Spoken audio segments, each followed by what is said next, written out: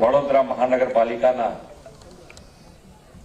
કુલ રૂપિયા 616.54 કરોડથી વધુના વિકાસ કામોના લોકાર્પણ તથા ખાતમુહૂર્ત પ્રસંગે આપણી સૌની સાથે મંચ ઉપર ઉપસ્થિત મુખ્ય દંડક શ્રી બાલુભાઈ શુક્લ, મેયર શ્રીમતી પિંકીબેન સોની, સાંસદ ડોક્ટર હેમાંગભાઈ જોશી, મારા સાથી ધારાસભ્ય શ્રી યોગેશભાઈ પટેલ, શ્રીમતી મનીષાબેન વકીલ, શ્રી કેયુરભાઈ રોકડિયા, શ્રી ચૈતન્યભાઈ દેસાઈ, પૂર્વ સાંસદ શ્રીમતી રંજનબેન ભટ્ટ, ડેપ્યુટી મેયર શ્રી ચિરાગભાઈ બારોટ, સ્ટેન્ડિંગ ચેરમેન શ્રી શીતલભાઈ મિસ્ત્રી, પક્ષના નેતા મનોજભાઈ પટેલ, દંડક શ્રી શૈલેષભાઈ પાટીલ, શહેરના અધ્યક્ષ શ્રી ડોક્ટર વિજયભાઈ શાહ, શહેરના મહામંત્રી શ્રી સત્યનભાઈ કુલાબકર, મ્યુનિસિપલ કમિશનર શ્રી દિલીપ કુમાર રાણા, ચૂંટાયેલા જનપ્રતિનિધિ, સંગઠનના પદાધિકારી, સૌ નાગરિક ભાઈઓ બહેનો, લાભાર્થીઓ,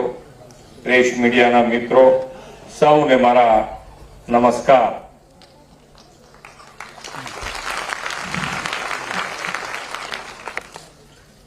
એક સારી વાત અત્યારે એરપોર્ટ થી અહીંયા આવતા સુધીમાં થઈ છે કે શહેર હવે સ્વચ્છતા માટે એનો સ્વભાવ બનાવી દીધો છે. આપણા સંસ્કાર તો હતા જ, પણ ક્યાંક ને ક્યાંક પાછું યાદ કરાવવું પડે આપણે બધાને એકબીજાને. પણ યાદ કરાયા પછી એને વળગીને આગળ વધવું. એટલે આજે વડોદરા શહેર એકદમ ચોખ્ખું લાગ્યું. પહેલા જે દાડે જોવા આવ્યા હતા એ જ વખત અત્યારે બી એવું ચોખ્ખું છે. આવું ને આવું આગળ રહે એના માટે આપણે બધાએ સાથે પ્રયત્ન કરવાનો. આપણે બી એમાં સહકાર આપવાનો અહીંયા બેઠેલા બધાએ તો આવું ને આવું રહે. એટલે ખૂબ બરોડાને હવે જેને કહેવાય ને કે ભૂખ હોય ને ખાઈએ ને એની મજા જુદી છે. ભૂખ હોય ને ખાઈએ એની મજા જુદી છે. એમ હવે બરોડાને આ પટ્ટામાં ટોપ ઉપર આવવાની ભૂખ લાગી છે એવું લાગે છે આપણને.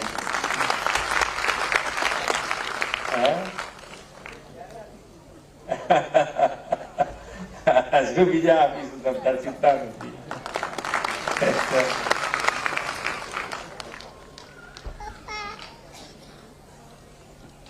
વિશ્વ નેતા અને દેશના યશસ્વી વડાપ્રધાન શ્રી નરેન્દ્રભાઈ મોદીની વિઝનરી લીડરશીપમાં આપણે વિકસિત ભારતની દિશામાં આગળ વધી રહ્યા છીએ. વડોદરા મહાનગર એ દિશામાં વધુ એક પગલું ભરતો આજનો આ કાર્યક્રમ છે. આદરણીય શ્રી નરેન્દ્રભાઈ મોદીના નેતૃત્વમાં દેશ નીત નવા વિકાસના આયામો સર કરી રહ્યું છે. સાથે જ જનહિતકારી યોજનાઓ દ્વારા દેશમાં નાગરિકોનું જીવન ધોરણ દિવસે દિવસે ઉત્તમ થઈ રહ્યું છે. વડાપ્રધાનશ્રીએ આપેલી વિકાસની રાજનીતિને દેશના સૌ નાગરિકોએ સ્વીકારી છે અને હમણાં જ આવેલા વિધાનસભા ચૂંટણીના પરિણામો તેની સચોટ સાબિતી છે. શ્રી નરેન્દ્રભાઈના નેતૃત્વમાં વિકાસ કેટલા સ્કેલનો હોઈ શકે તે વડોદરા શહેર તો તાજેતરમાં અનુભવ્યું છે. વડોદરાની ધરતી ઉપર કદાચ પહેલી વખત કોઈ દેશના વડાપ્રધાન આવ્યા હોય તેવી ઐતિહાસિક ઘટનાના આપણે સૌ સાક્ષી બન્યા છે. વડાપ્રધાન શ્રી નરેન્દ્રભાઈ મોદીની પ્રેરણાથી, ભારત અને સ્પેનની ભાગીદારીથી બંને દેશના પ્રધાનમંત્રીશ્રીઓએ વડોદરા ખાતે એરક્રાફ્ટના ઉત્પાદન એકમની તાજેતરમાં શરૂઆત કરાવી. વડોદરા શહેરનું નામ આ ઉત્પાદન એકમના કારણે વિશ્વના નકશા પર અંકિત થયું છે. એરક્રાફ્ટ યુનિટ અને દેશની પહેલી રેલવે યુનિવર્સિટી તો વડોદરામાં છે જ. સાથોસાથ મહારાજા સયાજીરાવ ગાયકવાડના સુશાસનની વિરાસત પણ ધરાવતા આ નગરે વર્લ્ડ ક્લાસ ઇન્ફ્રાસ્ટ્રક્ચર સાથેનું પ્લાન્ટ સિટી બનાવવા ઉપર આપણે ફોકસ કર્યું છે. આજે વડોદરા મહાનગરને એક જ દિવસમાં 616 કરોડ રૂપિયાના 76 જેટલા વિવિધ વિકાસ કામોની ભેટ મળી છે. ગુજરાતમાં વધતા જતા શહેરીકરણને આફત નહીં પરંતુ વિકાસના અવસર તરીકે આદરણીય વડાપ્રધાન શ્રી નરેન્દ્રભાઈ મોદીના નેતૃત્વમાં આપણે અપનાવ્યો અને ગુજરાતના શહેરીકરણમાં મોટો બદલાવ આવ્યો. તેમણે શહેરના વિકાસ માટે બજેટ વધાર્યું અને નાણાંના અભાવે કોઈ કામ અટકે નહીં તે પણ સુનિશ્ચિત કર્યું છે. ગુજરાતનું શહેરી વિકાસ માટેનું બજેટ વર્ષ 2002-03 રૂપિયા 750 કરોડ હતું, જે આજે વધીને રૂપિયા 21,996 કરોડ રૂપિયા તેમના માર્ગદર્શનમાં થયું છે. એક સમયે નગરપાલિકા મહાનગરપાલિકાના બજેટમાં 5-10 લાખના બનતા હવે એ પાલિકાઓમાં એક જ દિવસમાં કરોડો રૂપિયાના વિકાસના કામો માટે અપાય છે.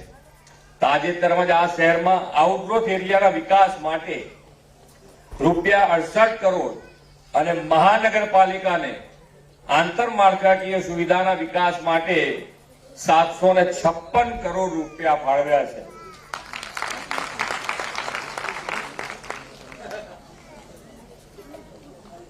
હજુ આનાથી બીજા વધારે જોતા તો આપી. રાજ્યમાં વધતા જતા ઔદ્યોગિક આર્થિક વિકાસને પરિણામે નગરો મહાનગરોમાં વસવાટ કરનાર લોકોની સંખ્યા ઉત્તરોત્તર વધતી જાય છે.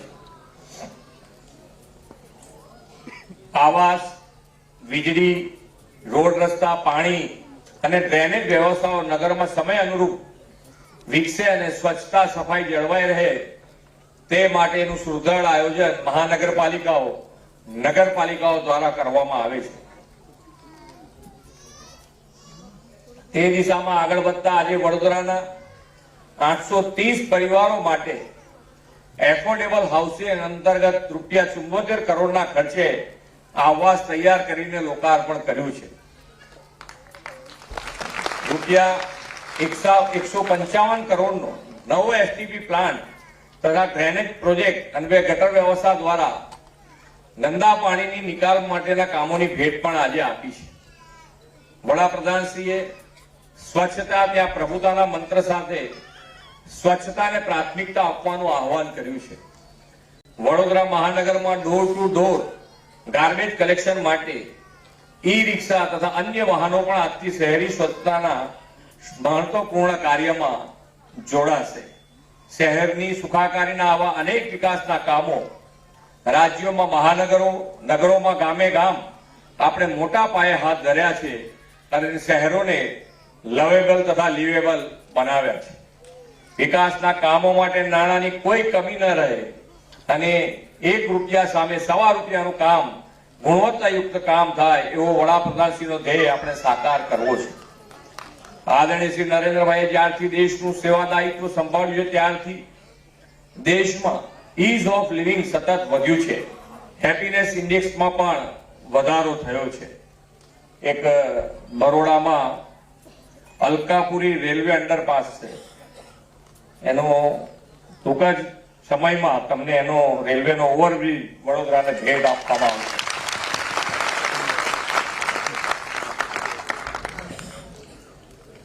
શહેરોમાં ભવિષ્યમાં ઉભી થનારી જરૂરિયાતોને ધ્યાને રાખીને વિકાસ કાર્યોનું આયોજન કરીએ છીએ.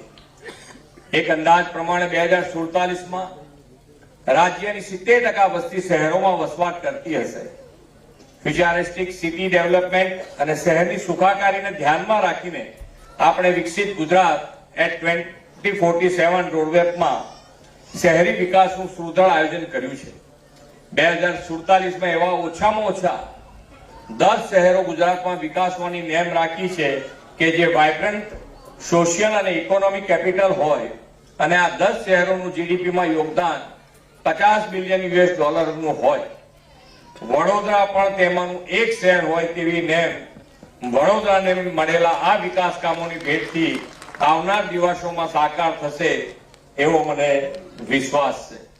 આદરણીય વડાપ્રધાન શ્રી નરેન્દ્રભાઈ મોદી સાહેબ 2047માં દેશની આઝાદીના 100 વર્ષને આપણે ઉજવીએ ત્યાં સુધીના સમયને અમૃતકાળ ગણાવ્યો છે. આ અમૃતકાળ દેશના વિકાસ માટેનો કર્તવ્ય કાળ છે. આ કર્તવ્ય કાળમાં આપણે વિકસિત ભારત 2047 માટે વિકસિત ગુજરાતનું નિર્માણ કરવું છે। આપણે વિકસિત ગુજરાત દ્વારા વિકસિત ભારતના નિર્માણની દિશામાં તેજ ગતિએ આગળ વધીએ એવી અભ્યર્થના સાથે વિરમું છું। ભારત માતા કી જય, વંદે માતરમ, જય જય ગરવી ગુજરાત। धन्यवाद, खूब खूब आभार माननीय मुख्यमंत्री महोदय। गुजरातना शिरमोर प्रहरी श्रीमान भूपेन्द्रभाई पटेल साहेबे आपणे सौने खूब सुंदर मार्गदर्शन અને ઉદ્બોધન પૂરું પાડ્યું। તો વડોદરામાં સ્વચ્છતાની કામગીરીએ મુખ્યમંત્રીએ બિરદાવી અને વડોદરાને મુખ્યમંત્રી ભૂપેન્દ્ર પટેલે કરોડોના વિકાસ કાર્યોની ભેટ આપી છે। 616 કરોડના 77 વિકાસ કાર્યોનું લોકાર્પણ ખાતમુહૂર્ત કરવામાં આવ્યું છે અને 353 કરોડના 36 કામોનું લોકાર્પણ થયું છે। આ સાથે 262 કરોડના 41 વિકાસ કામોનું ખાતમુહૂર્ત કર્યું છે।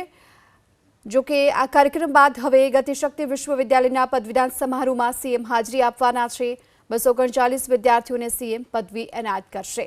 આજે મુખ્યમંત્રી ભૂપેન્દ્ર પટેલ હાલ વડોદરામાં છે અને વડોદરામાં સ્વચ્છતાની કામગીરીને તેમને બિરદાવી આ સાથોસાથ મહાનગરપાલિકાના કરોડોના વિકાસ કાર્યોની ભેટ પણ આપી છે। ટૂંક સમયમાં વડોદરાને એક બ્રિજની ભેટ પણ મળશે। અલકાપુરી ઓવરબ્રિજની ટૂંક સમયમાં ભેટની પણ મુખ્યમંત્રી ભૂપેન્દ્ર પટેલે વાત કરી છે। સાથે પણ કહ્યું છે કે વડોદરા શહેર એકદમ સ્વચ્છ જોવા મળ્યું। પીએમ મોદીના નેતૃત્વમાં દેશ આગળ વધી રહ્યો હોવાની વાત તેમણે કરી છે। વડોદરાને આજે વિવિધ વિકાસ કાર્યોની ભેટ મળી છે।